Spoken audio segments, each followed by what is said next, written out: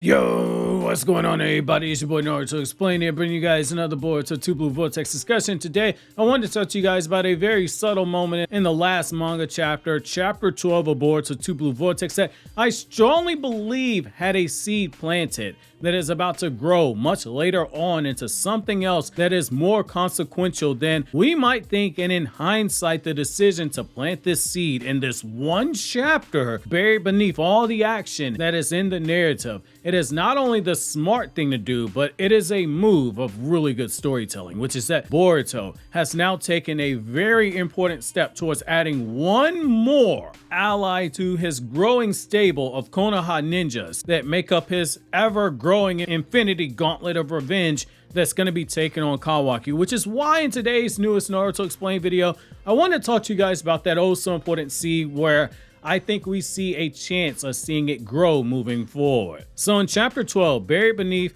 the onslaught of the chaos of the chapter, we had a moment where we see Boruto fighting against the Claw Grimes, and he pulls off a pretty insane sequence of combining the flying raijin with the rasengan. It's a direct callback, as we all know, to when Minato used it in Obito around chapter 502, if I'm not mistaken. And we see Konohamaru with his reaction in the manga where he's drawn with his eyebrows raised, but it's done during a time where it is buried beneath both the action of the battle that's going on as well as Hidari managing to escape to heal himself. So everyone's attention was a little bit diverted. I bring that up to say this. The reason why I think that this is as significant as it is that all this is done intentionally to set up for a swerve for the readers in the future when everything slows down. Just as I said in 2021 when I said, hey, we're going to be getting a Search for Tsunade arc in 2021 and likely 2022. They're going to be super slow in terms of setup, but boy, are we going to feast for the next 2 to 3 arcs because all this stuff is going to be used as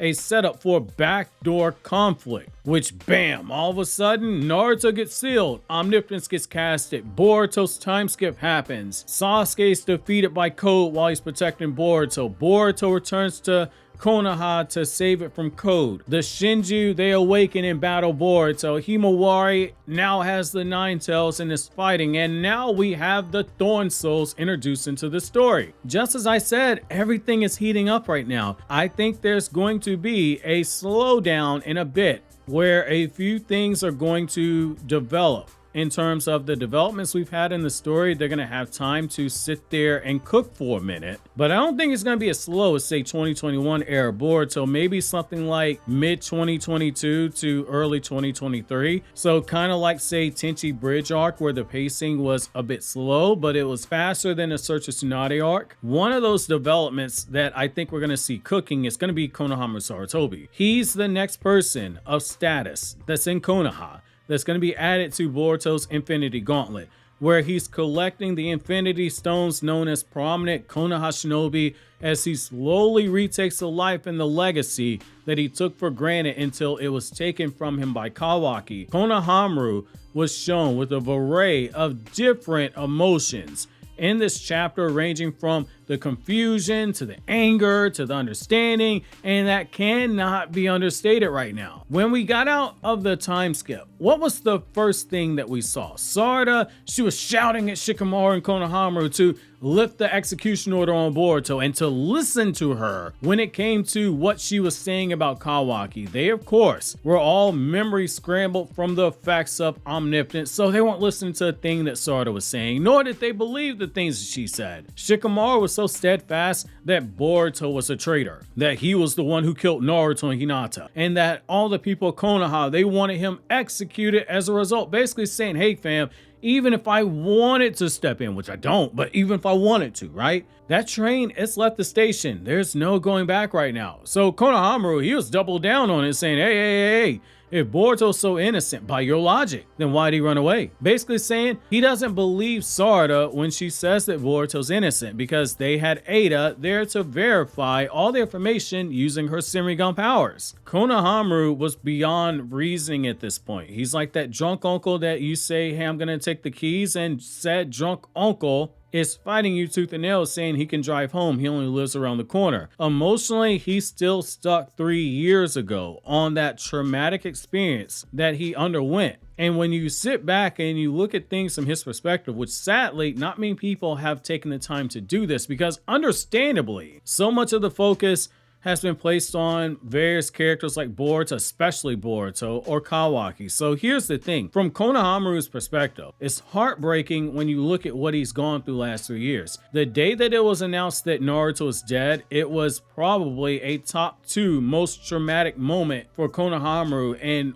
all the things that have ever happened in his life, because it is tragedy and trauma that is on multiple levels. First, he's inside of that house at Team 7 and he hears Ada just casually mention that Kawaki killed Boruto before. The boy who Konohamaru had known since he was a baby, who he'd seen just a year ago in the timeline, gets scolded by Naruto by painting the Hokage stone faces, literally writing old geezer on Minato's face, pervert on Hiruzen's face, dork on Tobirama's face, which I've done a whole short breaking down why Boruto did what he did, as well as what he wrote on the different Hokage faces. And so when Konohamaru starts to get upset at Boruto and starts scolding him, Iruka immediately steps in and he says the one thing that 90% of the quote Naruto fans, end quote, who drag Boruto to this day and still bring up those played out talking points of Boruto's a brat who hates his father. I can't get into a series because he hates his daddy. Iruka understood his character better than those said fans who lack reading comprehension or just comprehension in general. Say they watch the anime, same thing. So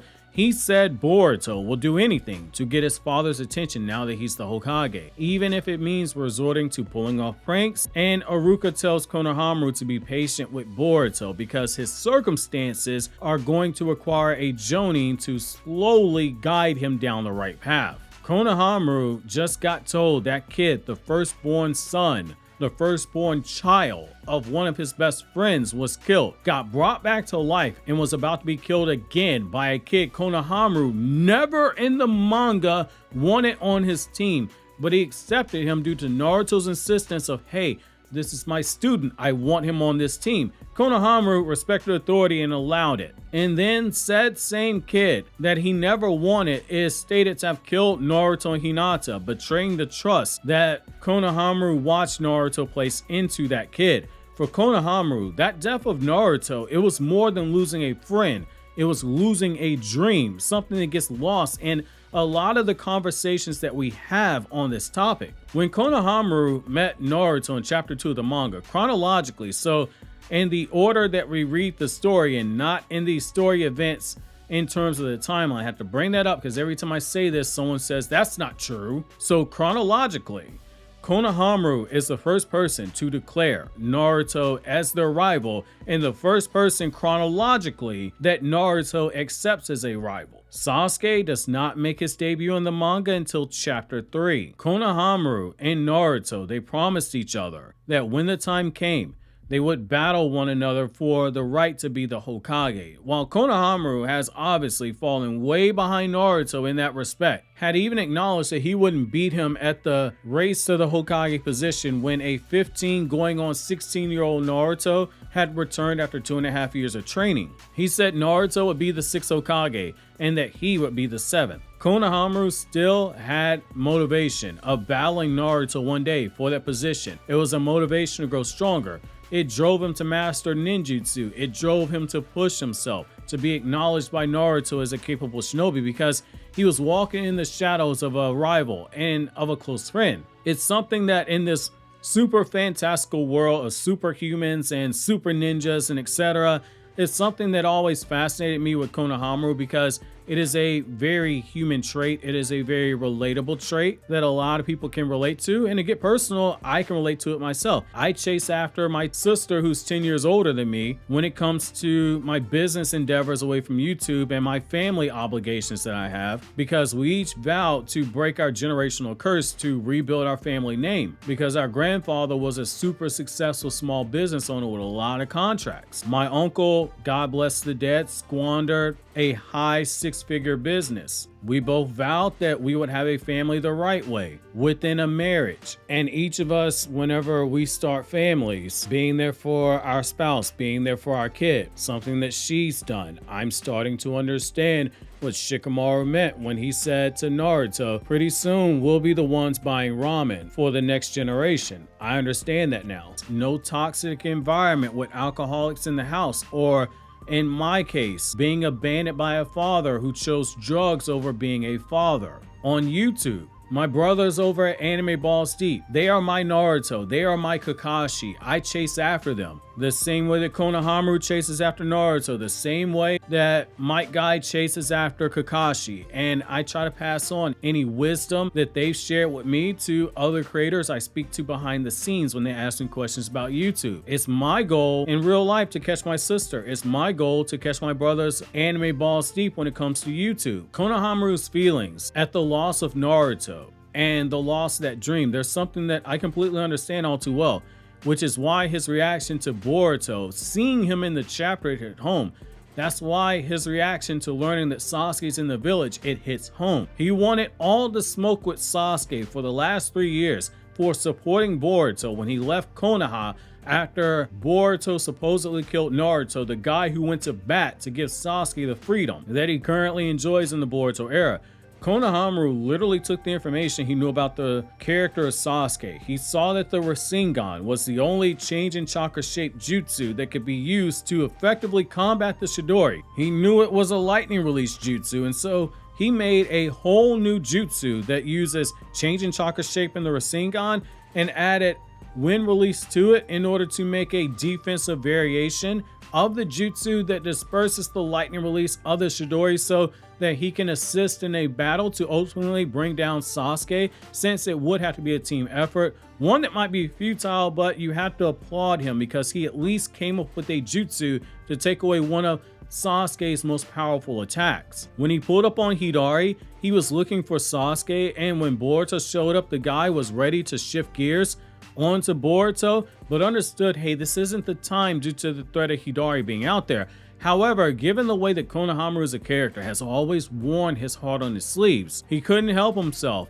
in giving Boruto an earful when he had the chance to do so. However, it's because he wears his heart on his sleeves that all those small moments that peel back the layers to his character. He saw firsthand the truth. Boruto, someone who was supposedly never taught the rasengan, was now not only using it, but he was using the jutsu alongside it that belonged to the fourth Hokage, the flying raijin itself. He was adding the literal chakra of the planet onto another version of the rasengan, the rasengan uzuhiko, something that requires a prodigy level of skill that only the true grandson of Minato could ever hope to pull off. Here you have someone in Boruto who supposedly is the student of Naruto who showed no interest in ninjutsu, pulling off multiple variations of a jutsu that is stated to be the pinnacle of change in chakra shape in the Naruto universe, the rasengan, pulling off multiple variations of it and also pulling off the flying raijin jutsu. This same character is more than once shown calling Konohamaru master. The only thing that he didn't call him was Big Bro Konohamaru. Boruto was getting breadcrumbs and dropping them in front of Konohamaru's face. And just as we're told in chapter 1 of Boruto 2 Blue Vortex, this is a really big deal. And it's something that to this day, I still see people overlook because they're making Omnipotence, much like Damon's reflection shinjutsu, they're making it something more complicated than what it is. When Omnipotence was first casted, people asked, why is Naruto's son a cyborg? Why does he have Ishiki's chakra instead of Momoshiki's? But eventually, Omnipotence won out and people, they just stopped questioning it. They just accepted it. Hey, that's weird. Okay, well, he's still Naruto's son. However, Ada tells us that while people being told that their memories are altered will only have the opposite effect, making new memories that change their perception and dropping puzzle pieces for them to put together themselves is effective. It just won't, as Momoshiki said, restore their memories. they will always have altered memories until omnipotence does get reversed. And as of right now, Ada cannot control that power, but it will at least allow those people the opportunity to operate with the knowledge that they cannot trust their memories. Much like we saw Amado come to that conclusion, Shikamaru come to that conclusion, Ino come to that conclusion, Sasuke come to it. Likely Kashin Koji, since there's no reason to believe that he is not affected by omnipotence. There's nothing about him that makes him special that he should be immune to it. Mitsuki is a clone just like Kashin Koji. Mitsuki is a clone of Orochimaru. He too is affected by omnipotence. And I think that we're heading in that situation with Konohamaru, where after everything slows down and he's had a chance to digest all the information given to him, he's going to realize that all of this is wrong. Just like you had time to digest this new information from the anime explain video over on the left, or over on the right, we got the omnipotence explain video for those of you guys who are still confused about how this Shinjutsu works.